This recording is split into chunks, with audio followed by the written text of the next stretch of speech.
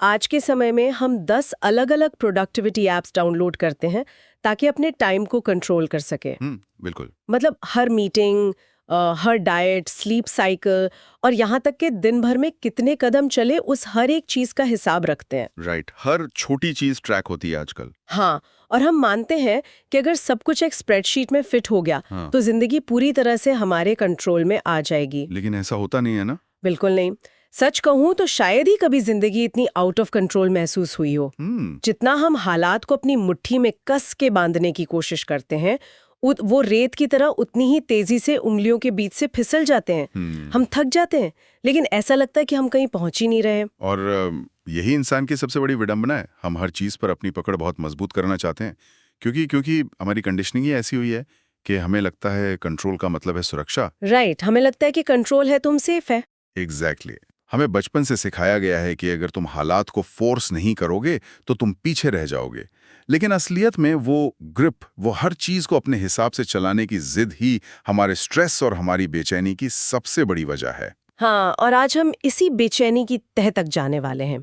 हमारे पास I love books की audio book series के कुछ बहुत ही बेहतरीन और विस्तृत नोट्स हैं जो एक प्राचीन और विश्व प्रसिद्ध किताब टाओ टी चिंग पर आधारित हैं। बहुत ही कमाल की किताब है।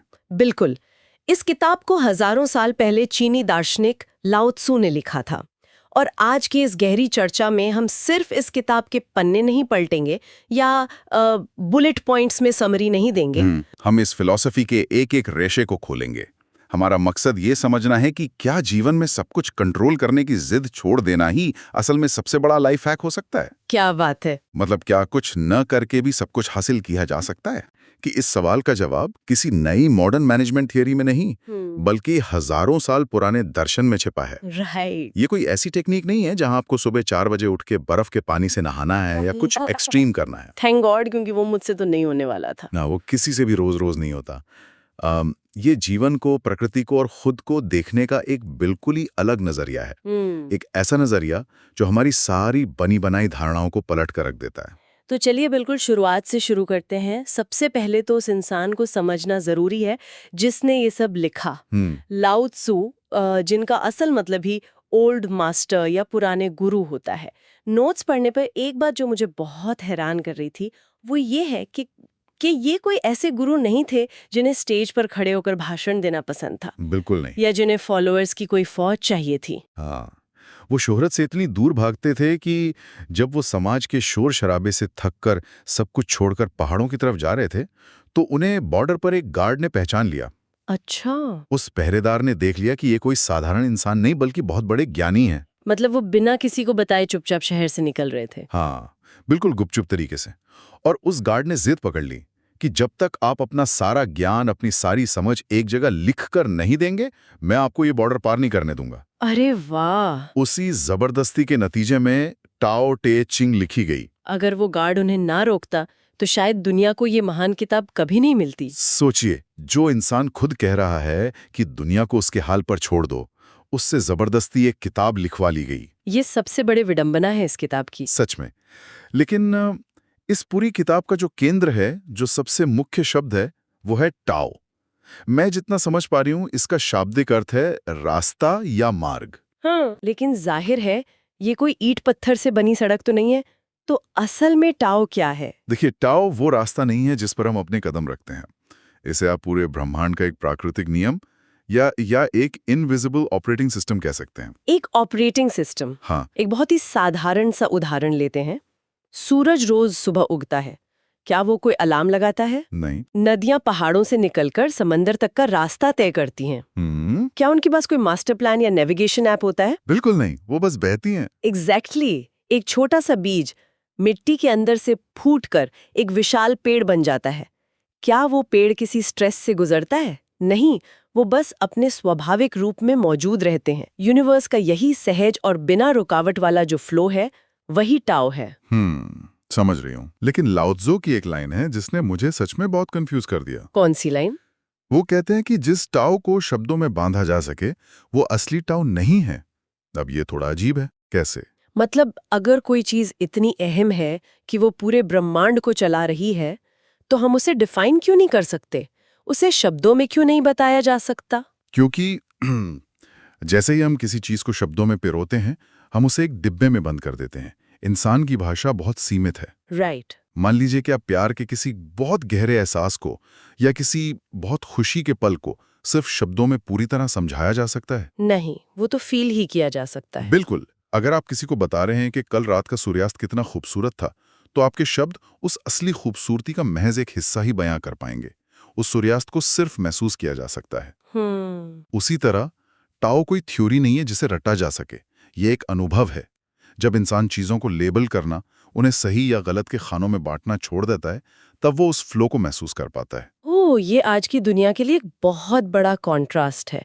हमारी जिंदगी तो एक ट्रेडमिल बन गई है। बिल्कुल। हम दौड़ रहे हैं, स्पीड बढ़ाते जा रहे हैं, लेकिन पहुंच कहीं नहीं रहे। हाँ, बस पसीना बहा रहे हैं। राइट। ऐसे में एक इंसान जो रोज सुबह 9 बजे ऑफिस जाता है, ईएमआई भरता है, ट्रैफिक में फंसता है, वो बिना शब्दों वाले इस टाओ को अपनी जिंदगी में कैसे उतारे? वो इस प्राकृतिक फ्लो का हिस्सा कैसे बने? यहीं से इस दर्शन का सबसे प्रैक्टिकल और सबसे पावरफुल कॉन्सेप्ट सामने आता है, जिसे वू वे कहते हैं। वू वे? हाँ, इसे हम बिना जबरदस्ती के काम करना या एफर्टलेस एक्शन कह सकते हैं। अब इसका मतलब ये बिल्कुल नहीं है कि इंसान सोफे पर लेट जाए, दिन भर फिल्में देखे और कहे कि मैं वू वे फॉलो कर रहा हूँ। ये कोई आलस का दर्शन नहीं है। शुक्र है आपने ये साफ कर दिया, क्योंकि मुझे लगा कि अब मुझे काम न करने का एक बहुत ही सॉलिड फिलोसफिकल बहाना मिल गया है। नहीं, ऐसा नहीं है। इसका असली मतलब है सही समय पर बिना किसी इंटरनल रेजिस्टेंस या मानसिक तनाव के काम करना। इसका सबसे बेहतरीन उदाहरण है पानी। पानी से ज्यादा नरम क्या हो सकता है? कुछ भी नहीं। अगर आप पानी को मुट्ठी में पकड़ना चाहेंगे तो वो फिसल जाएगा। हाँ। लेकिन जब वही नरम पानी लगातार एक पहाड़ पर गिरता है या किसी बड़ी चट्टान से टकराता है, तो वो अपना रास्ता बदल लेता है। वो चट्टान से लड़ता नहीं है। राइट, वो साइड से निकल जाता है। बिल्कुल। लेकिन समय के साथ वो नरम पानी उस कठोर चट्टान को भी बीच से चीर देता है, अपना रास्ता बना ही लेता है। यानी पानी चट्टान से भिड़ने के बजाय वहां से बहता है जहां उसे रास्ता मिलता है। एकदम सही। एक और बहुत ही सटीक उदाहरण है तैरना सीखना। याद कीजिए, जब कोई इंसान पहली बार पानी में तैरना सीखता है तो क्या होता है? वो बहुत हाथ पैर मारता है। हाँ, वो डूबने के डर से पैनिक करता है। वो अपने हाथ पैर जोर जोर से मारता है, पानी से लड़ता है, और नतीजा क्या होता है? वो और जल्दी डूबने लगता है। बिल्कुल।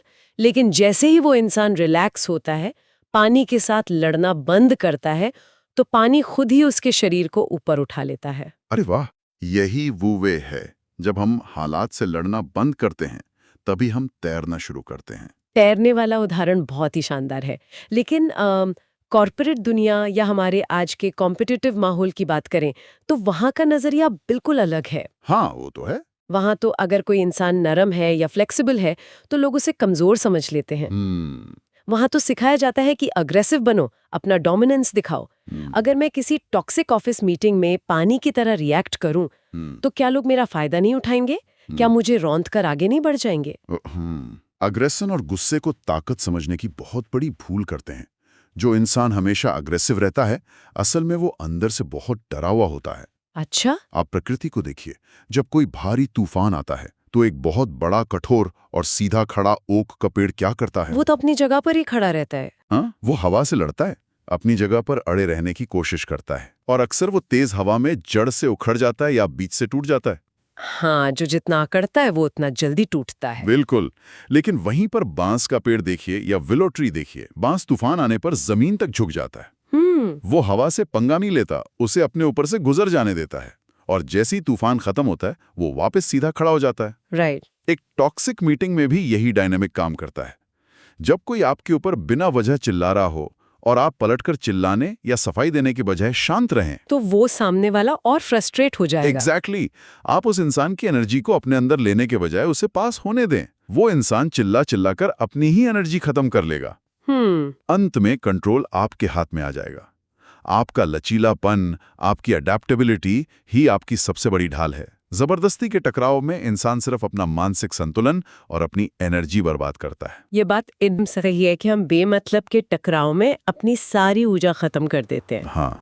लेकिन ये अडेप्टेबिलिटी या लचीलापन तभी आ सकता है जब हमारा दिमाग रिलैक्स्ड हो। राइट। और हम इंसानों का दिमाग तो हमेशा ओवरड्राइव में रहता है। बिल्कुल। नोट्स में एक बहुत कमाल का हिस्सा था दिमाग को गंदे पानी के ग्लास से कंपेयर करने वाला। हाँ, वो बहुत ही पावरफुल एनालॉजी है। मान लीजिए एक ग्लास में मिट्टी वाला गंदा पानी भरा है। अगर हम उसे साफ करना चाहें तो क्या हम उसमें चम्मच डालकर उसे जोर जोर से हिलाएंगे? जाहिर है नहीं।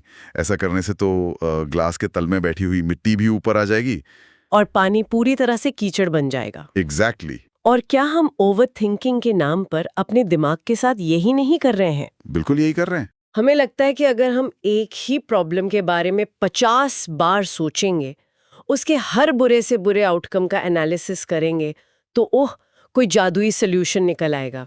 हम लगातार उस गंदे पानी में चम्मच घुमा रहे हैं और सोच रहे हैं कि ये पानी साफ क्यों नहीं हो रहा। बहुत ही सटीक तुलना है।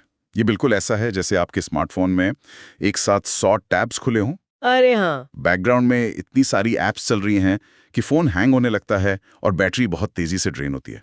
हमारा दिमाग भी उसी स्मार्टफोन की तरह है। हम अपने दिमाग को कभी खाली नहीं छोड़ते। टाओ हमें बताता है कि ओवरथिंकिंग वाले उस चम्मच को बाहर निकालो और ग्लास को टेबल पर शांति से छोड़ दो। बस छोड़ दो। हाँ, कुछ मत करो, बस रुक जाओ। मिट्टी अपने आप नीचे बैठ जाएगी और पानी शीशे की तरह साफ हो जाएगा। इसी को इस दर्शन में इनर एम्प्टीनेस या अंदरूनी खालीपन की ताकत कहा गया है। खालीपन शब्द सुनते ही थोड़ा अजीब लगता है। क्यों? क्योंकि हम तो हर चीज को भरने के आदी हैं। खाली समय मिला तो फोन चला लिया और खाली कमरा मिला तो उसमें नया सामान भर दिया। लेकिन आप खुद सोचिए, एक कप की असली वैल्यू क्या है? वो कप तभी काम का है जब वो अंदर से खाली हो। हाँ, ये तो है। अगर वो कप पहले से ही चाय से लबालब भरा है तो आप उसमें कुछ भी नया कैसे डालेंगे? गिरेगा ही बाहर। बिल्कुल। अगर एक कमरा फर्नीचर से खचाखच भरा है तो वहां कोई इंसान कैसे चलेगा? उस कमरे का असली इस्तेमाल उसकी दीवारों में नहीं बल्कि उसके बीच के खाली स्पेस में है। ये बात मुझे मेरी वार्डरोब की याद दिला रही है। वो कैसे? मेरे पास ऐसे कपड़े पड़े हैं जो मैंने 3 साल से नहीं पहने हैं, लेकिन मैं उन्हें फेंक नहीं पा रही क्योंकि लगता है कि शायद कभी काम आ जाए। हम सबके साथ होता है ये। और फिर मैं रोज सुबह वार्डरोब के सामने खड़े होकर रोती हूँ कि मेरे पास पहनने को कुछ नहीं है। हाँ, और सिर्फ वार्डरोब नहीं, हमारा दिमाग भी ऐसे पुराने विचारों, ईगो और भविष्य की चिंताओं से भरा पड़ा है। राइट। ईगो हमें ये मानने पे मजबूर करता है कि हम सबसे सही हैं और हमें हर चीज को अपने कंट्रोल में रखना है। हम हमेशा सब कुछ परफेक्ट चाहते हैं। इसी ईगो और ढेर सारी इच्छाओं की वजह से दिमाग में इतनी भीड़ हो जाती है कि कोई नया विचार, कोई नया नजरिया या शांति वहां टिकी नहीं पाती। तो क्या इसका सल्यूशन विचारों का मिनिमलिज्म है? मतलब चीजों को सिंपल रखना? बिल्कुल।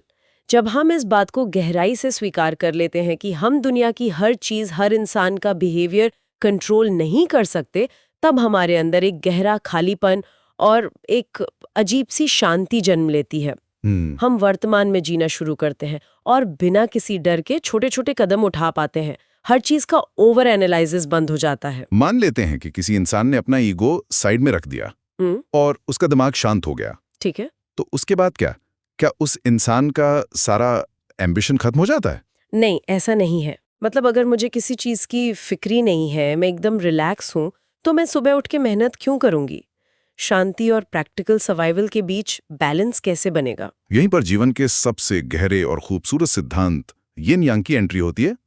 ये तो हम सब ने देखा है, वो मशहूर गोल सिंबल जिसका आधा हिस्सा सफेद और आधा काला होता है। हाँ, जिसमें काले हिस्से में एक छोटा सा सफेद डॉट होता है और सफेद हिस्से में काला डॉट। बिल्कुल।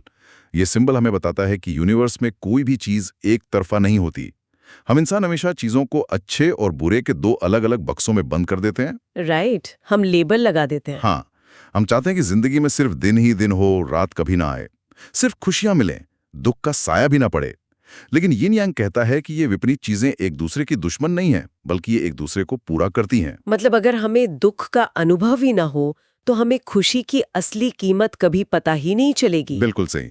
आप जिम का उदाहरण लीजिए। ठीक है। जब आप जिम में भारी वजन उठाते हैं तो असल में आप अपनी मसल्स को तोड़ रहे होते हैं। हाँ, माइक्रो टीयर्स आते हैं। बिल्कुल, वो एक तरह का स्ट्रेस है, एक तरह का नुकसान है। लेकिन जब आप घर आकर आराम करते हैं, सोते हैं, तब वो मसल पहले से ज्यादा मजबूत होकर जुड़ती है। मेहनत और आराम दोनों जरूरी हैं। अगर आप रोज जिम जाएंगे और कभी रेस्ट नहीं लेंगे तो आप खुद को चोट पहुंचा लेंगे, ओवर ट्रेनिंग हो जाएगी। हाँ, और अगर आप सिर्फ घर पर लेटे रहेंगे और कभी जिम नहीं जाएंगे तो आपका शरीर कमजोर पड़ जाएगा। असंतुलन तब आता है जब इंसान किसी एक चरम सीमा की तरफ भागने लगता है। राइट। लगातार काम करने से बर्नआउट होता है और बिल्कुल कुछ ना करने से जीवन एक रुकी हुई नाली के पानी की तरह हो जाता है जिसमें से बदबू आने लगती है। तो दोनों के बीच का सेंटर पॉइंट ढूंढना जरूरी है। बिल्कुल। लेकिन हमारी फितरत तो अच्छी चीजों को कस कर पकड़ लेने की है। हम चाहते हैं कि जो सुख हमें आज मिल रहा है, जो कामयाबी आज है, वो हमेशा के लिए हमारी मुट्ठी में कैद हो जाए। ओहो, बदलाव से हमें बहुत डर लगता है। लेकिन क्या कोई हवा को अपनी मुट्ठी में पकड़ सकता है? नहीं, वो तो मुमकिन ही नहीं है। आप मुट्ठी को जितना कसकर बंद करेंगे, हवा उतनी ही तेजी से बाहर निकल जाएगी। जो चीज आपके कंट्रोल में नहीं है, उसे आजाद छोड़ देना ही सबसे बड़ी आजादी है। एक और उदाहरण लेते हैं। आप एक बीज को मिट्टी में बोते हैं। आप उसे पानी दे सकते हैं, अच्छी खाद दे सकते हैं, लेकिन वो उगेगा अपने ही समय पर। हाँ, हम उसे फोर्स नहीं कर सकते। अगर आप उसे जल्दी बड़ा करने के लिए जबरदस्ती जमीन से बाहर खींचेंगे तो क्या होगा? वो जड़ से टूट जाएगा और खत्म हो जाएगा। ये पॉइंट बहुत गहरा है। मतलब धैर्य या पेशेंस का असली मतलब सिर्फ हाथ पर हाथ रखकर घड़ियों को देखना नहीं है। नहीं, बिल्कुल नहीं। पेशेंस का मतलब है सही समय पर प्रकृति के तरीके पर भरोसा करना और खुद को ये याद दिलाना कि हर चीज का अपना एक सीजन होता है। बिल्कुल। और जब इंसान इस बैलेंस को समझ लेता है तो उसकी जिंदगी में एक ठहराव आ जाता है। वो बुरे वक्त में पूरी तरह टूटता नहीं है, क्योंकि उसे पता है कि इसके बाद अच्छा वक्त आएगा। और वो अच्छे वक्त में बहुत ज्यादा घमंड नहीं करता, क्योंकि वो जानता है कि ये भी परमानेंट नहीं है। चलिए अब इन हजारों साल पुरानी फिलॉसफिकल बातों को आज की प्रैक्टिकल दुनिया के 2 सबसे मुश्किल हिस्सों में लागू करके देखते हैं। बताइए। पहला तो है करियर या लीडरशिप और दूसरा हमारे आपसी रिश्ते। दोनों ही बहुत जरूरी हैं। नोट्स में लीडरशिप को लेकर एक बहुत दिलचस्प बात कही गई थी कि एक सच्चा लीडर वो है जिसके होने या ना होने का टीम को पता ही ना चले। राइट। काम पूरा हो जाए और टीम गर्व से कहे कि अरे वाह, ये तो हमने खुद अचीव कर लिया।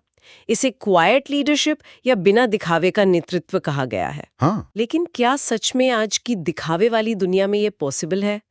आज तो सोशल मीडिया पर हर कोई अपनी छोटी सी अचीवमेंट का ढिंढोरा पीट रहा है। ऐसे शोर शराबे वाले दौर में क्या एक शांत लीडर को कोई नोटिस भी करेगा? यहाँ हमें पावर यानी ताकत और विजडम यानी समझदारी के बीच का बहुत बारीक फर्क समझना होगा। वो कैसे? जो इंसान सिर्फ अपनी पोजीशन का रौब दिखाकर, आवाज ऊंची करके या डर का माहौल बनाकर लीड करता है, वो पावर का इस्तेमाल कर रहा है। लेकिन ये पावर बहुत कच्ची होती है। ये डर पर टिकी होती है। जैसे ही वो लीडर कमरे से बाहर जाता है या जैसी उसकी पोजीशन छिनती है, लोग उसकी परवाह करना बंद कर देते हैं। क्योंकि वो लोग सिर्फ अपनी नौकरी बचाने के डर से काम कर रहे होते हैं ना कि उस लीडर के सम्मान में। एकदम सही। लेकिन जो शांत लीडर होता है, उसके पास समझदारी होती है। वो अपनी टीम को साइकोलॉजिकल सेफ्टी देता है। राइट। वो मीटिंग्स में कम बोलता है और ज्यादा सुनता है। वो टीम को हर छोटी चीज के लिए माइक मैनेज नहीं करता, बल्कि उन्हें अपने फैसले खुद लेने की आजादी देता है। अब आप सोचेंगे कि ऐसे लीडर को कोई नोटिस नहीं करेगा, लेकिन सच्चाई ये है कि जब कमरे में सब लोग शोर मचा रहे हों, पैनिक कर रहे हों और वहां एक इंसान बिल्कुल शांत खड़ा हो, तो सबका ध्यान उसी पर जाता है। क्योंकि वो उस अफरा तफरी का हिस्सा नहीं बन रहा होता। हाँ, और जब वो शांत इंसान अपना मुंह खोलता है तो उसके शब्दों में वजन होता है। लोग उसे सच में सुनना चाहते हैं। उसकी सफलता दिखावटी नहीं होती, बल्कि बहुत गहरी और स्थायी होती है। वाओ, मतलब कम बोलना कोई कमजोरी नहीं, बल्कि एक बहुत बड़ा एडवांटेज है। बिल्कुल। क्योंकि जब आप चुप होते हैं तो आप सामने वाले को ऑब्जर्व कर पा रहे होते हैं, आप पूरी स्थिति का सही आकलन कर पाते हैं। और मुझे लगता है कि ये चीज हमारे रिश्तों पर भी 100% लागू होती है। बिल्कुल होती है। रिश्तों में भी ताव वैसे ही काम करता है। हम अक्सर उन लोगों को सबसे ज्यादा कंट्रोल करने की कोशिश करते हैं जिनसे हम प्यार करते हैं। हाँ, ये तो बहुत आम बात है। हमें लगता है कि उन्हें प्रोटेक्ट करना या उनकी जिंदगी के फैसले लेना हमारी जिम्मेदारी है। लेकिन होता है इसका बिल्कुल उल्टा है। हम रिश्तों में जितनी पाबंदियां लगाते हैं, सामने वाला उतना ही दम घुटता हुआ महसूस करता है और दूर भागने की कोशिश करता है। इसे आप ऐसे समझ सकते हैं जैसे आपके हाथ में एक छोटी सी चिड़िया है। अगर आप उसे उड़ जाने के डर से मुट्ठी में कसकर पकड़ लेंगे तो वो मर जाएगी। अगर आप हाथ एकदम खोल देंगे तो वो उड़ जाएगी। राइट। लेकिन अगर आप अपने हाथों को बस हल्का सा कप के आकार में रखेंगे, उसे एक सुरक्षित जगह देंगे, लेकिन पकड़ेंगे नहीं, तो वो वहीं बैठी रहेगी। कितनी खूबसूरत एनालॉजी है ये। रिश्तों में अटैचमेंट या बहुत ज्यादा लगाव असल में हमारे अपने डर से पैदा होता है, उन्हें खोने का डर।